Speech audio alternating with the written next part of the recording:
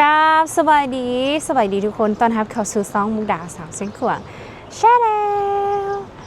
วิดีโอนี้มุกดามาอยู่ที่สนามบินสากลวัดไต่นั่นเองเนาะทุกคนก็คือเป็นสนามบินของสปป.ลาวซึ่งว่าอยู่ทางด้านหลังของมุกดานี่เอง และในตอนนี้เนาะก็เป็นเวลาช่วงตอนเช้าก็คือประมาณ8:00 เนาะก็จะมีเที่ยวที่ว่าลงมาแล้วละกะมีแขกต่างประเทศหลายๆเลยอยู่ทางด้านในคลิปวิดีโอนี้มุกดาจะพาทุกคนไปทัวร์อยู่ทางด้านในแล้วก็ไปเบิ่งภาพบรรยากาศในช่วงต้นปี2026อยู่ที่สนามบินสากลวัดไต่กันเนาะว่าเป็นแบบใดมีนักท่องเที่ยวหลายโบอันนี้ก็จะเป็นมองฝากรถเนาะอยู่ฝากซ้ายหรือว่าฝากทางหลังของมุกดาก็จะเป็นมองฝากรถนั่นเองเนาะทุกคนเนาะผู้ใดที่ว่ามาหาพี่น้องอย่างเพิ่นก็จะฝากรถอยู่ตรงนั้นเนาะแล้วก็อันนี้จะเป็นทางด้านหน้าของสนามบินสากลวัดไต่เฮาเองเลยนี่อันนี้จะเป็นแขกที่ว่าเพิ่นรอท่าให้คนมารับเพิ่นก็สิมานั่งอยู่ห่มเนาะและอันนี้ก็จะเป็นทางด้านหน้าฝากซ้ายจะเป็นขาพวกขาเข้าขาออกอย่างต่างๆเนาะไปต่างประเทศจะเป็นฝากซ้ายด้วยทุกคนแต่ว่าถ้าว่าเป็นฝากนี่ก็คือจะแมนภายในประเทศจะอยู่ฝากนี่นั่นเองเดี๋ยวเราเข้าไปเบิ่งอยู่ทางด้านในพร้อมๆกับมุกดากันเลยเพิ่นจะมีรูปปั้นอีกอย่างว่าอยู่ในเขตทางในเพิ่นก็จะบ่ให้จอดรถนั่นเองเนาะทุกคนตัวนี้ส่วนหลายช่วงตอนเช้าเนาะก็จะมีเที่ยววินที่มาแต่ต่างประเทศเนาะเพิ่นจะเข้ามาหลายในช่วงตอนเช้านะทุกคนนะ ผู้ใดเนี่ยที่ว่าได้เบิ่งคลิปมุกดาที่ว่ามุกดาถ่ายไปในตอนนั้นที่มุกดาเคยมาถ่ายวิดีโอโฆษณาอยู่ที่สนามบินสากลวัดไต่ผู้ใดได้เบิ่งแน่ผู้ใดได้เบิ่งแล้วคอมเมนต์บอกมุกดาเด้อ ว่าทุกคนสิจื้อกันบ่ผู้โดยสารขาเข้าสายต่างประเทศขาเข้าน่าจะอยู่วันนี้เนาะผู้โดยสารขาเข้าสายต่างประเทศตัวนั้นเป็นผู้โดยสารขาออกเนาะและมองซ้ายก็จะเป็นทางออกแล้วก็เป็นมองฝากรถนั่นเองทุกคน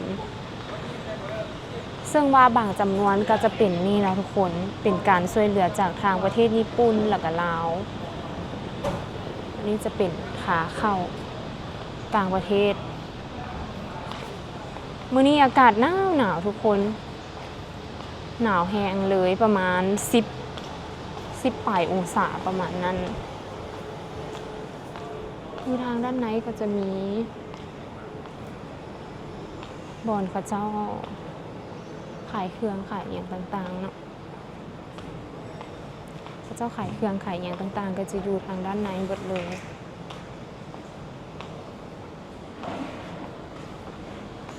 มุกดาจะไปเข้าห้องน้ำก่อน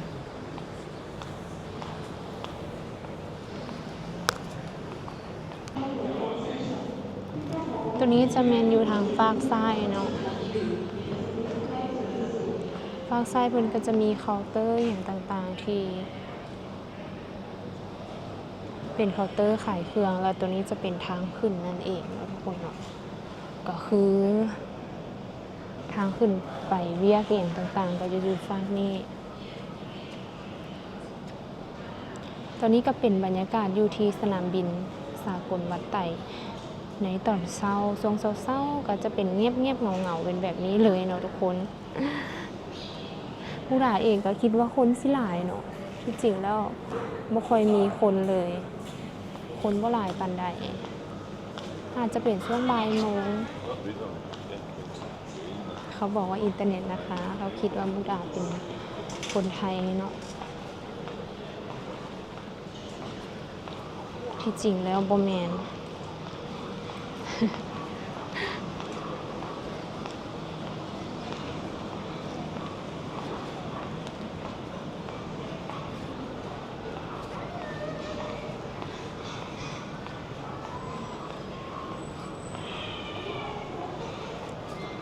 อันนี้คือช่วงตอนเช้าเนาะทุกคนเนาะ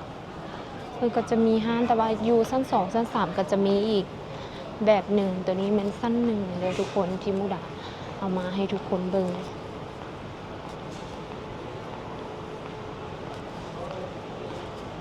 นี่แหละทุกคนบ่ค่อยมีคนบ่อยู่แนวใด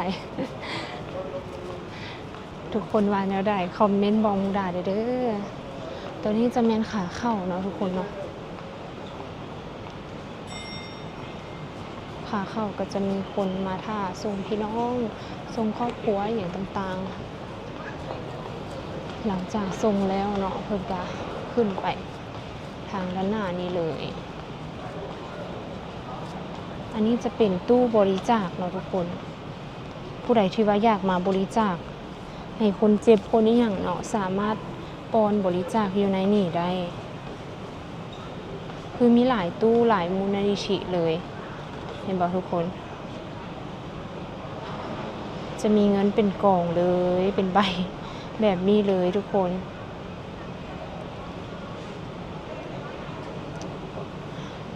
ทางนั้นก็เป็นจุดเช็คอินเนาะตัวนี้เดี๋ยวจะพาทุกคนไปเบิ่งจุดเช็คอินก่อนที่ว่าจะบินกันช่วงนี้ส่วนหลายมีนักท่องเที่ยวจีนแล้วก็นักท่องเที่ยวไทยเนาะที่เพิ่นมาเที่ยวค่ะนะคือจะเป็นส่วนหลายจะเป็นนักท่องเที่ยวจีนกับนักท่องเที่ยวไทยหลายกว่าอันนี้ก็จะเป็นตารางการบินเนาะทุกคนเพิ่นก็จะโชว์อยู่ในนี่เลยนี่ก็มีคนไปไฟเศร้าอยู่เนาะแต่ว่าบ่ฮู้ว่าอันนี้ห้องว่าคนหลายแล้วหรือบ่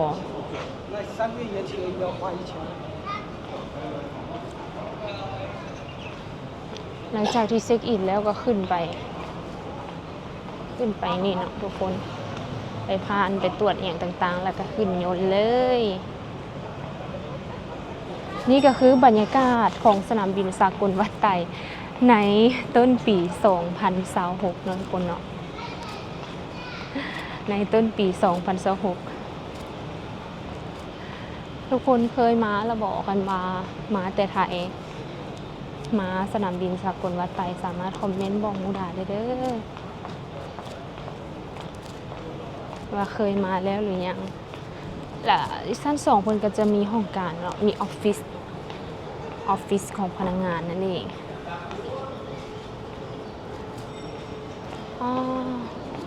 ตัวนี้จะเป็นไฮไลท์เนาะทุกคน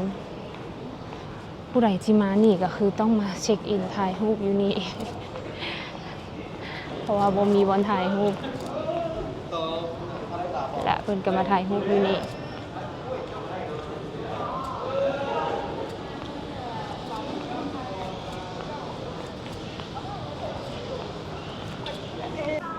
ตัวนี้ก็จะเป็นทางด้านในเนาะทุกคนเนาะเดี๋ยวผู้ดาไปเบิ่งห้องน้ำนำกัน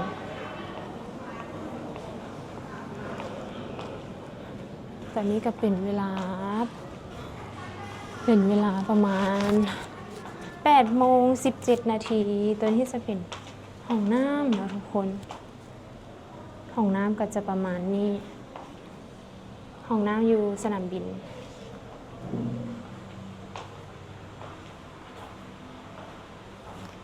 นี่ทุกคนมุกดาเข้าห้องน้ำกันเด้อเดี๋ยวออกไปเบิ่งทางด้านนอกตื่นมามันจะขายเบอร์ขายซิมอย่างตัวนี้จะเป็นทางออกเนาะว่าไผที่มาแต่ต่างประเทศต้องมาออกอยู่นี่มองเดียวเลย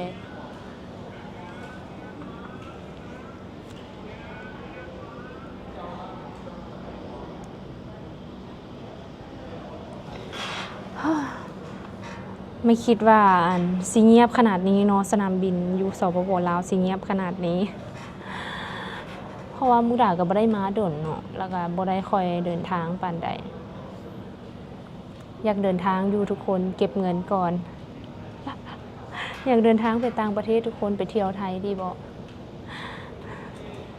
อันนี้ก็คือสนามบินอยู่ที่สปป.ลาวเด้อทุกคนพี่น้องที่ว่าเบิ่งมาฮอดนี้แล้วเนาะพี่น้องคิดว่าแนวใดเนาะคอมเมนต์บอกมุกดาได้เด้อเพราะว่าช่วงตอนเช้ากับช่วงตอนคือมันจะเป็นช่วงเนาะในช่วงที่คนหลายนะมันก็แห้งจะแบบแออัดจังซี่นะมันมีบางช่วงที่เป็นเทศกาลนะทุกคนจะแออัดเลยแต่ว่าบางช่วงที่ว่าบ่ได้เป็นเทศกาลก็จะบ่แออัดมันแล้วแต่ช่วง และมื้อนี้หั่นตอนเช้านี่ก็ออกตอนมุกดาออกมาเนาะคนก็หลายเติบเนาะทุกคนเนาะก็ไปมาๆตามปกติ แต่อยู่สนามบินต่างประเทศคือจิแน่นแฮงเนาะแล้วก็คือจิแบบกว้างแฮงอันนี้แม่นอยู่สปป.ลาวเด้อทุกคนเป็นสนามบินสากลวัดไต่ ผู้ใดจิว่าเคยได้มาเคยได้ใช้บริการหรือว่าเคยได้มาสปป.ลาวผ่านสนามบินเนาะคอมเมนต์บอกมูดาได้เด้อว่าเป็นแนวใดกันแน่เพราะว่ามูดากับบ่ฮู้คือกันเนาะ เชิญทราบเพื่อความปลอดภัยของทานในสนามบินบันได เจ้าประกาศ เก็บเครื่องของทานไว้ใกล้กับตัวทาน เดี๋ยวคลิปนี้เนาะมูดาจะได้ลาทุกคนไปก่อนเด้อทุกคนเอาภาพบรรยากาศสั้นๆ มาให้ทุกคนเบิ่งแล้วพบกันใหม่ในคลิปต่อไปบ๊ายบาย